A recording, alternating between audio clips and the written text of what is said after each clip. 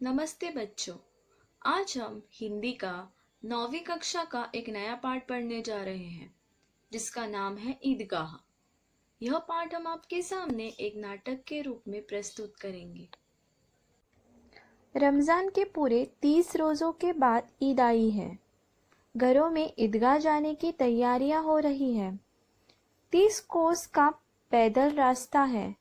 फिर सड़कों आदमियों से मिलना भेंटना है। इस अवसर पर लड़के सबसे ज़्यादा प्रसन्न हैं। इनके लिए तो ईद खुशियों से भरा दिन है। रोज़ ईद का नाम रटते थे। आज वह दिन आ ही गया। सबसे ज्यादा प्रसन्न है हमीद। वह 4-5 साल का करीब सूरत का दुबला पतला लड़का था जिसका बाप गत वर्ष हैज के भेंट हो गया और माँ न जाने क्यों पीली होते होते एक दिन मर गई। किसी को पता न चला कि क्या बीमारी थी। अब हमीद अपनी बूढ़ी दादी अम्मा की गोद में सोता है।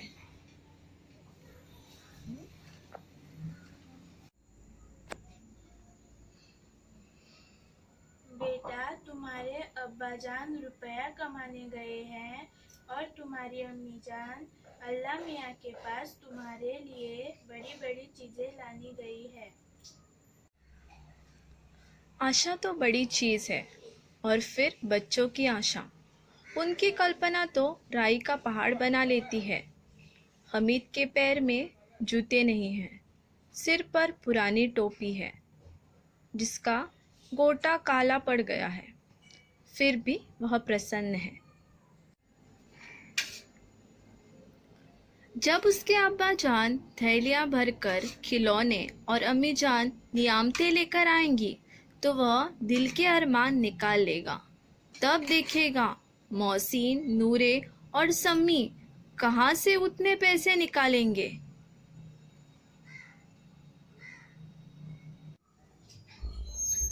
गांव के बच्चे अपने अपने बाप के साथ ईदगाह जा रहे हैं। हामिद का बाप अमीना के सिवाय और कौन है? इसे मैं अकेले कैसे जाने दूं? उस भीड़ भाड़ में बच्चा कहीं खो गया तो? नहीं, मैं इसे नहीं जाने दूंगी। नन्ही सी जान, 3 कोस कैसे चलेगा? पैरों में छाले पड़ गए तो? जूते भी तो नहीं है। साल भर का त्योहार है। जिंदगी खैरियत से रहे, बच्चे को खुदा सलामत रखे। ये दिन भी कट जाएंगे। शहर में मेला लगा है। ईद के मौके पर हमीद भी मेला देखने जाएगा।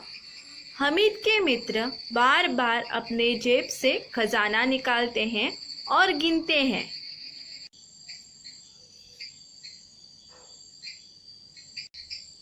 खुश होकर फिर रखते हैं। महमूद गिनता है।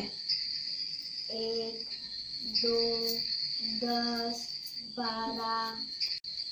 महमूद के पास 12 पैसे हैं।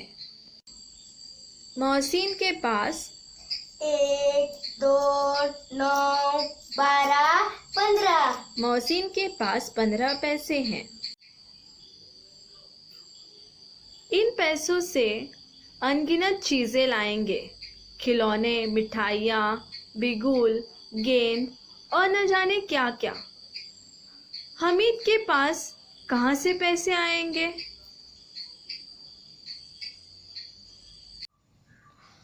अमीना ने फाहिमन के कपड़े सिए थे। 8 पैसे बचे थे। 3 पैसे हमीद को दे दिए और 5 पैसे अमीना ने अपने बटुए में रख लिए। ईदगाह जाने वालों की टोलियां निकल पड़ी। हामिद, मोहसिन, महमूद, नूरे आदि बच्चे भी साथ हो लिए। 3 कोस चलने के बाद सहसा ईदगाह नजर आया। ऊपर इमली के घने वृक्षों की छाया थी। नीचे पक्का फर्श था जिस पर जामी बिछी हुई थी। रोजेदारों की पंक्तियां एक के पीछे एक न जाने कहाँ तक चली गई थी। नए आने वाले पीछे की कतार में खड़े हो जाते। ग्रामीणों ने भी वजू किया और पिछली पंक्ति में खड़े हो गए। कितना सुंदर संचालन और कितनी अच्छी व्यवस्था। लाखों सिर एक साथ सिजदे में झुक जाते, फिर सबके सब एक साथ खड़े हो जाते, एक साथ झुकते और एक साथ घुटनों के बल बैठ जाते।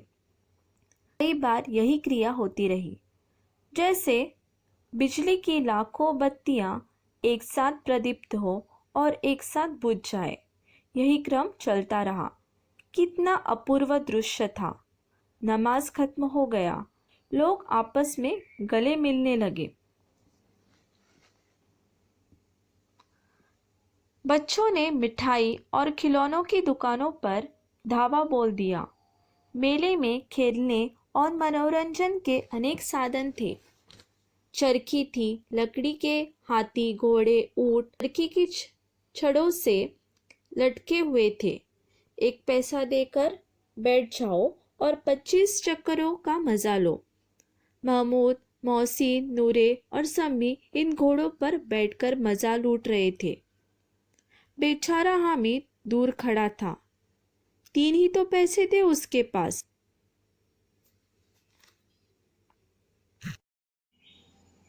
चरखी से उतरकर बच्चे खिलौनों की दुकानों पर चले। तरह तरह के खिलौने थे। सिपाही और गुजरिया, राजा और वकील, बिश्ती और धोबिन। वाह, कितने सुंदर खिलौने थे। महमूद ने सिपाही लिया, मोहसिन ने बिश्ती लिया,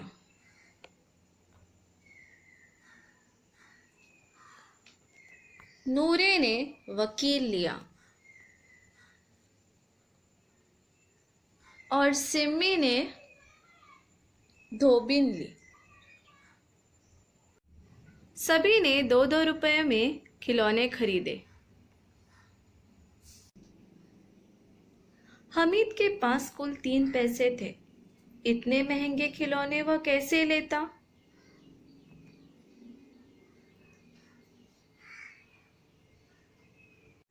ये तो मिट्टी के खिलौने हैं। अगर हाथ से छूट जाए तो चूर चूर हो जाएंगे। अगर इन पे पानी पड़ गया तो इनका रंग नहीं रहेगा। ऐसे खिलौने लेके मैं क्या करूँगा? मेरा बिस्टी हर रोज पानी देगा सांझ सवेरे। मेरा सिपाही हर रोज घर पे पहरा देगा। अगर कोई चोर आया तो फेर कर देगा। मेरा वकील खूब मुकदमा लड़ेगा। मेरी धोबिन रोज कपड़े धोएगी। अपने मित्रों की बातें हमीद चुपचाप सुन रहा था। उससे रह न गया। वह खिलौनों की निंदा करने लगा। तुम्हारे खिलौने मिट्टी के ही तो है। अगर हाथ से छूट गए तो चकरा चूर चूर हो जाएगी।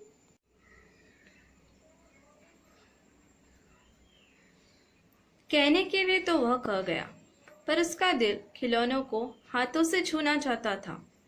वह ललचाई हुई आंखों से खिलौनों की ओर देखने लगा।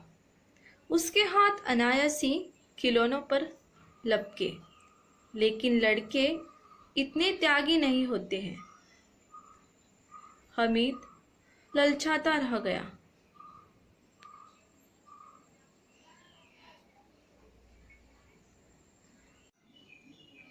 खिलौनों के बाद मिठाइयाँ आती है। किसी ने रेवड़ी ली, किसी ने गुलाब जामुन और किसी ने हलवा।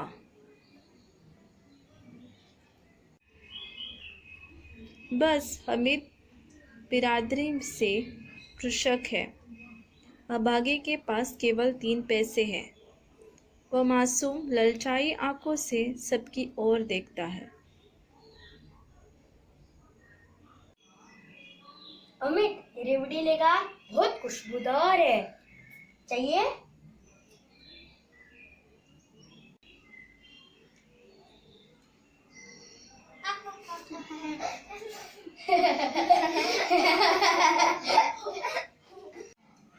अच्छा, अब के बाद देंगे, अल्लाह कसम, ले जा। रखे रहो, क्या मेरे पास पैसे नहीं है? 3 ही तो पैसे हैं, 3 पैसों में क्या क्या खरीदोगे?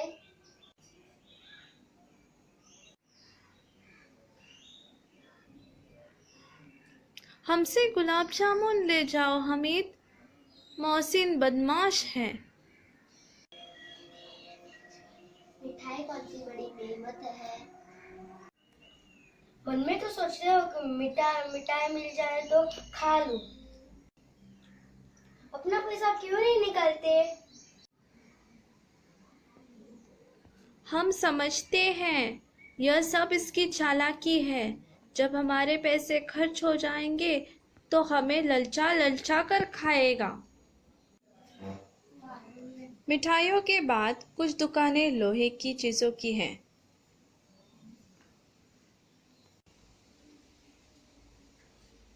लड़कों के लिए यहाँ कोई आकर्षण न था, वे सब आगे बढ़ जाते हैं।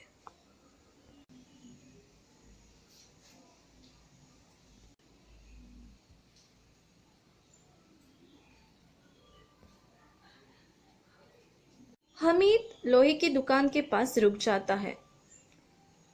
कई चिमटे रखे हुए हैं। उसे ख्याल आया कि दादी के पास चिमटा नहीं है। तवे से रोटियां उतारते हैं तो हाथ जल जाते हैं। अगर वह चिमटा ले जाकर दादी को दे दे तो वह कितनी प्रसन्न होगी। फिर उसकी उंगलियां कभी नहीं जलेगी। घर में एक काम की चीज हो जाएगी। खिलौनों से क्या फायदा? हमीद लोहे की दुकान के पास रुक जाता है। उसे एकदम से ख्याल आता है।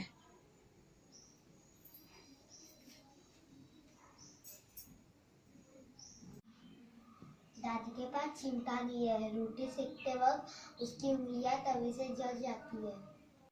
घर में एक काम की चीज आएगी। मैं खिलौने से क्या करूंगा? खिलौने से पैसे खर्च हो जाते। जरा सी खुशी, फिर तो खिलौनों को कोई आंख उठा के देखता ही नहीं। जरा सी देर में तो खिलौने टूट जाते। चिमटा तो बड़े काम की चीज है।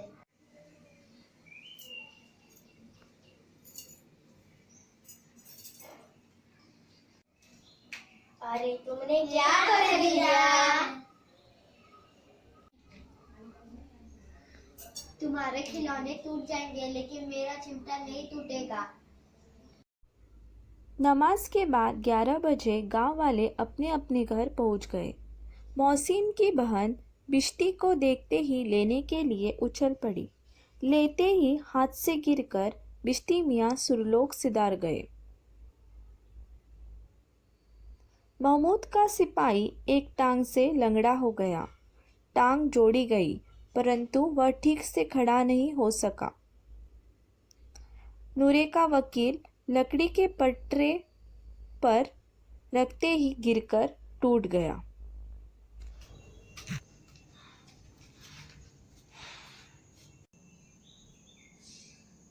हमीद के घर पहुंचते ही अमीना बाहर दौड़ी। उसे गोद में उठाकर प्यार करने लगी।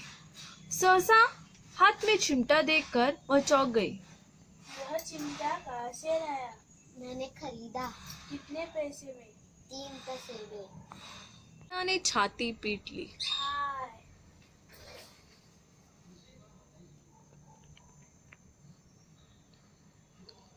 यह कैसा बेशरम लड़का है कि दोपहर हुई कुछ खाया न पिया। क्या लाया? चिमटा? सारे मेले में तुझे कोई चीज न मिली जो यह लोहे का चिमटा उठा लाया। हमीद ने अपराधी भाव से कहा, तुम्हारी उंगलियां तवे से जल जाती है इसलिए मैं ये लाया।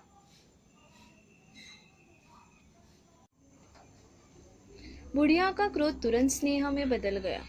उसका मन गदगद हो गया। बच्चे हामिद ने बूढ़े हामिद का पाठ खेला था। बुढ़िया अमीना बालिका अमीना बन गई थी। वह रोने लगी। दामन फैलाकर हामिद को दुआएं देने लगी और आंसू की बड़ी बड़ी बूंदें गिराती जाती थी। हामिद इसका रहस्य क्या समझता?